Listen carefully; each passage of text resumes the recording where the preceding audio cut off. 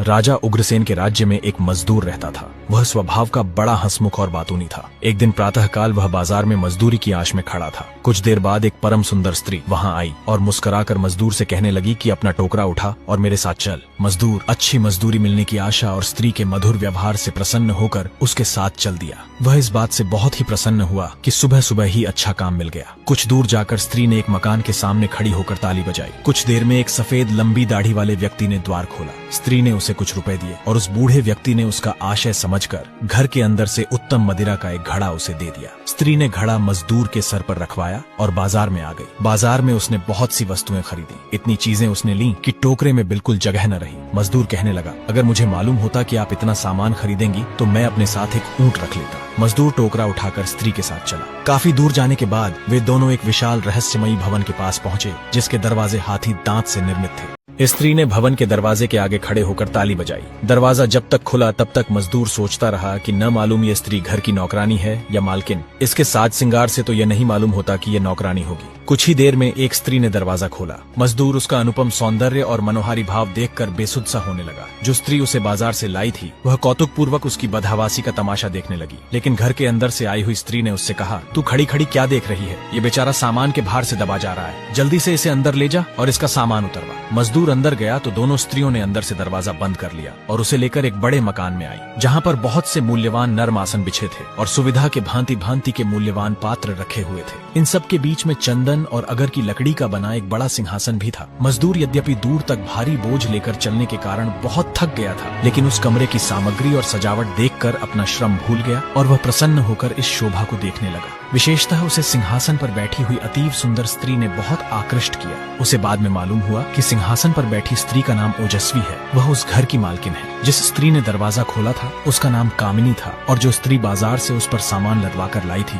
उसका नाम रूपवती था। ओजस्वी ने कहा, इस बेचारे मजदूर के सर से सामान तो उतारो, ये बोझ के मारे मरा जा रहा है। कामिनी और रूपवती ने मिलकर उसके सिर से टोकरा उतरवाया और उसमें से सामान निकालने लगी। ओजस्वी ने उसे इतना पैसा दिया जो उसकी साधारण मजदूरी से कहीं अधिक था। वह आशा से अधिक मजदूरी पाकर खुश तो बहुत हुआ, लेकिन उसका मन वहाँ की वस्तुओं में इतना लगा था कि वह वापस न हुआ। उसे यह देखकर भी आश्चर्य हुआ कि यद्यपि घर में 3 स्त्रियां ही थीं, तथापि खाने पीने की सामग्री इतनी थी जो 30 व्यक्तियों को काफी होती। मजदूर वहाँ से न हटा तो ओजस्वी ने पहले तो सोचा कि वह कुछ देर और सुस्ताना चाहता है, लेकिन जब उसे बहुत देर हो गई तो उसने कहा कि क्या बात है, तू जाता क्यों नहीं? क्या तुझे मजदूरी कम मिली है? रूपवती, इसे कुछ और पैसे देकर विदा करो। मजदूर ने कहा, मालकिन, मैंने मजदूरी आशा से अधिक पाई है, किंतु आपके सम्मुख कुछ निवेदन करना चाहता हूँ। मैं जानता हूँ कि जो मैं कहना चाहता हूँ वह मेरी उद्दंडता है, किंतु मुझे आशा है आप मुझे क्षमा करेंगी और मेरी बातों पर नाराज नहीं होंगी। मुझे यहाँ बहुत सी बातें आश्चर्यजनक लग रही हैं। मैंने आप जैसी रूपवती कोई भी महिला नहीं देखी। मुझे यह देखकर भी बड़ा आश्चर्य हुआ है कि यहाँ कोई पुरुष नहीं है। बगैर पुरुष के स्त्रियों का रहना और बगैर स्त्रियों के पुरुषों का रहना दोनों ही बहुत अजीब बातें हैं। मजदूर बातूनी तो था ही, इसलिए बोलता चला गया। ओजस्वी उसकी बातें सुनकर हंसने लगी और बोली, तू अपनी बेकार की बातें और सलाहें अपने पास रख। हम तीनों बहनें हैं और अपने सारे काम खुद ही अच्छी तरह चलाती हैं और इस तरह चलाती हैं कि किसी को पता नहीं चलता। हम नहीं चाहते कि कोई हमारे भेद को जाने। मजदूर ने कहा, मेरी मालकिन, आप तो अत्यंत चतुर और बुद्धिमती हैं, लेकिन आप मुझे भी निरक्षर और गवार न समझें। ये तो भाग्य की बात है कि मुझे पेट पालने के लिए मजदूरी करनी पड़ती है, वरना मैंने बहुत सी इतिहास और ज्ञान की पुस्तकें पढ़ी हैं। आप कहें तो एक कहावत आपकी सेवा में उपस्थित करूं। यह कहावत है कि बुद्धिमान को चाहिए कि चतुर व्यक्ति से अपना भेद न छुपाए, क्योंकि चतुर व्यक्ति को किसी का भेद छुपाए रखना आता है। अगर आप मुझ पर अपना कोई भेद प्रकट करेंगी तो वह ऐसा ही होगा जैसे कोई चीज किसी कमरे में बंद करके ताला लगा दिया जाए और ताले की चाबी खो जाए। ओजस्वी समझ गई कि यह मजदूर बुद्धिमान और पढ़ा लिखा है और इसका साथ करने में कोई बुराई नहीं और इसे अपने साथ बिठाकर खाना भी खिलाया जा सकता है। फिर भी उसने उसकी बुद्धि की परीक्षा लेने के लिए मजाक में कहा, देखो भाई, हमने तो पैसा और मेहनत लगाकर इस भोजन को तैयार किया है, तुमने तो इस पर कुछ खर्च नहीं किया, फिर तुम्हें अपने खाने में क्यों सम्मिलित करें?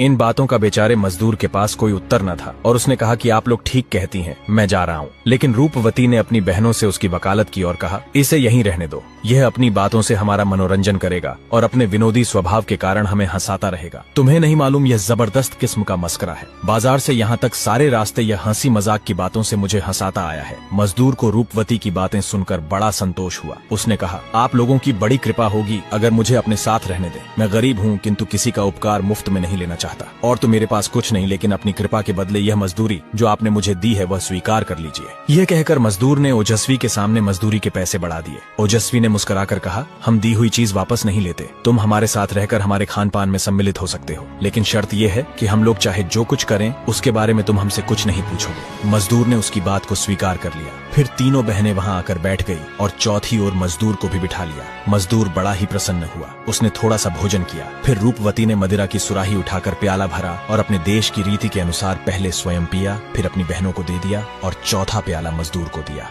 मजदूर ने रूपवती का आदर पूर्वक हाथ चूमकर प्याला ले लिया और उसे पीने से पहले एक गीत गाया। गीत सुनकर तीनों स्त्रियां बहुत प्रसन्न हुईं और उन्होंने एक दूसरे के बाद कई गीत शराब के नशे में गाए। इस राग रंग में बहुत देर हो गई और रात हो गई। कामिनी ने अपनी बहनों से कहा कि अब तो इस मजदूर को हमने खिला पिला दिया है, अब इसका कोई काम नहीं, इससे कहो अपने घर जाए। मजदूर को ऐसा सुखद संग छोड़ने में बड़ा दुख हुआ। उसने कहा कि यह मेरे लिए बड़े दुर्भाग्य की बात है कि ऐसी हालत में मुझे घर से निकाला जा रहा है। मैं इस नशे की दशा में किस प्रकार अपने घर पहुंच सकूंगा? कृपया रात भर मुझे यहाँ रहने की अनुमति दें, मैं यहीं किसी कोने में पड़ा रहूंगा। रूपवती ने फिर उसकी वकालत की और कहा, यह बेचारा ठीक कहता है, कहाँ अंधेरे में ठोकरें खाता फिरेगा। हम लोगों ने पहले तो इसे अपने साथ खाने पीने की अनुमति दे ही रखी है, अब इसे निराश न करो, यहीं पड़ा रहने दो। ओजस्वी ने रूपवती के कहने पर उसे रहने की अनुमति दे दी, लेकिन फिर कहा कि शर्त यही है कि हम भला बुरा जो भी करें तुम उसके बारे में कुछ पूछताछ नहीं करोगे। मजदूर ने कहा, आप मुझ पर जो भी शर्त लगाएंगी मैं मानूंगा। ओजस्वी ने कहा कि हम तुम पर कोई नई शर्त नहीं लगा रहे हैं, उधर देखो क्या लिखा है। मजदूर ने एक दरवाजे के अंदर जाकर देखा तो मोटे मोटे सुनहरे अक्षरों में लिखा था, इस भवन के अंदर जाने वाला कोई व्यक्ति यदि ऐसी बातों के बारे में पूछेगा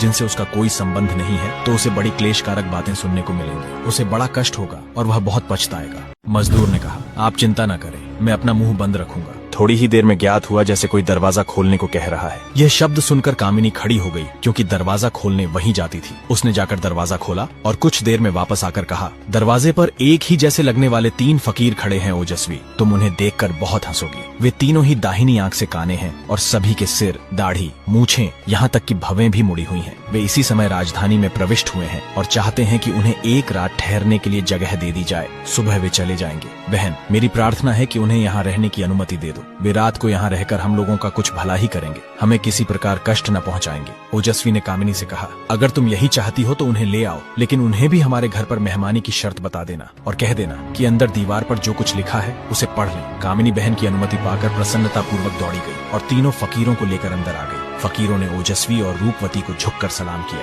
और तीनों फकीरों ने भोजन किया। फकीर नशे में आए तो बोले, यहाँ कोई बाजा हो तो हम लोग भी कुछ गाएं बजाएं। कामिनी ने उन्हें वाद्य ला कर दिए और वे बजाने लगे और वाद्यों के सुरों से सुर मिलाकर गाना शुरू किया। वे लोग इस गाने बजाने के दरमियान हंसी ठट्ठा भी करते और ऊंचे स्वर में वाह वाह भी करते। इस सबसे बड़ा शोर होने लगा और सारा भवन गूंजने लगा। इसी बीच उन्होंने सुना कि आधी रात को फिर कोई दरवाजा खड़खड़ा रहा है। कामिनी सदा की भांति दौड़कर गई कि इतनी रात को कौन आया है। इस बार दरवाजा खड़खड़ाने वाला स्वयं उस नगर का राजा था। राजा का यह नियम था कि अक्सर रात को भेष बदलकर शहर में निकलता था कि प्रजा का हाल खुद अपनी आंखों से देखे। उस रात को वह अपने महामंत्री जाफर और एक विश्वासी जासूस के साथ नगर की गलियों में घूम रहा था। वे तीनों व्यापारियों जैसे वस्त्र पहने हुए थे। जब वे लोग उन स्त्रियों के मकान के पास से गुजरे तो उन्होंने हंसी की ध्वनि और गाने बजाने का स्वर सुना। राजा ने कहा कि घर का दरवाजा खुलवाओ, मैं देखूं तो कि यहाँ क्या हो रहा है। जाफर ने कहा कि यहाँ कुछ स्त्रियां शराब पीकर हंसी दिल्लगी कर रही हैं, गा बजा रही हैं। आपका अंदर जाना शोभनीय नहीं है। यह भी हो सकता है कि वे अपने राग रंग में विघ्न पड़ते देखकर नशे की हालत में आपका कुछ अपमान कर बैठे। किंतु राजा ने उसकी सलाह न मानी और आदेश दिया कि तुम जाकर दरवाजा खुलवाओ। जाफर ने दरवाजा खुलवाया। कामिनी ने दरवाजा खोला तो जाफर उसके रूप को देखता रह गया। फिर उसने जल्दी से एक कहानी घड़ी। उसने कहा, सुंदरी, हम तीनों व्यापारी मोसिल नगर के निवासी हैं। हम व्यापार की वस्तुएं लेकर यहाँ आए हैं और एक सराय में ठहरे हैं। आज की रात को यहाँ के एक व्यापारी ने हमें दावत दी थी। हम उसके घर गए। उसने हमें बड़ा स्वादिष्ट भोजन कराया और उत्तम मदिरा पीने को दी। हम लोग नशे में आ गए तो उसने नृत्यांगनाओं को बुलाकर नाचने की आज्ञा दी। इस राग रंग में काफी समय हो गया और नशे की हंसी और नाच गाने से बाहर काफी आवाज जाने लगी। उसी समय संयोगवश शहर का कोतवाल गश्त लेकर उधर से निकला और उसने उस घर पर छापा मार दिया। दरवाजा खुलवाकर उसने सब उलट पलट कर दिया और कई आदमियों को गिरफ्तार कर लिया। हम लोग जान बचाकर एक दीवार से बाहर कूद गए। यह कहकर जाफर ने कहा, हम लोग इस शहर में किसी को नहीं जानते, न यहाँ के मार्ग पहचानते हैं। हमें डर लग रहा है कि हम इधर उधर भटकते हुए सराय पर कैसे पहुँचेंगे। फिर संभव है सराय का दरवाजा बंद हो गया हो और हम रात भर गलियों में भटकते रहे। यह भी संभव है कि वही कोतवाल गश्त लगाता हुआ आ निकले और हम लोगों को बंद कर दे। हमारी दशा बड़ी दयनीय है। सुंदरी, तुम दया करके अनुमति दो तो हम रात भर के लिए तुम्हारे मकान में किसी जगह पड़े रहे। अगर तुम हमें अपनी संगति के योग्य समझो तो हमें अपने गाने बजाने में शामिल कर लो। हम लोग यह तो समझ गए हैं कि तुम लोग गाने बजाने में अति निपुण हो। कामिनी ने कहा, मैं इस घर की मालकिन नहीं हूँ, तुम लोग जरा यहीं ठहरो, मैं मालकिन से तुम्हारी बात करती हूँ। अगर उसने अनुमति दे दी तो फिर कोई दिक्कत नहीं रहेगी और तुम लोग आराम से यहाँ रात बिता सकोगे। यह कहकर कामिनी अंदर गई और अपनी बहनों से नए व्यापारियों की दशा और उनकी प्रार्थना की बात की। उन दोनों ने आपस में और कामिनी के साथ मंत्रणा की और कामिनी से कहा कि उन्हें भी अंदर ले आओ। कामिनी वहाँ जाकर राजा, जाफर और जासूस को अंदर ले आई। तीनों ने बड़ी शिष्टता और सम्मान से स्त्रियों और फकीरों को प्रणाम किया। उन सब ने उन्हें व्यापारी समझकर उनके अभिवादन का यथा योग्य उत्तर दिया। ओजस्वी ने, जो तीनों बहनों में सबसे बड़ी और सबसे बुद्धिमान थी, उनसे कहा कि हम लोग जो कुछ कहें उसका तुम लोग बुरा न मानना। जाफर ने कहा, तुम सुंदरियों के मुंह से ऐसी कौन सी बात निकल सकती है। आगे की कहानी जानने के लिए इस वीडियो पर मात्र 500 कमेंट पूरे करें।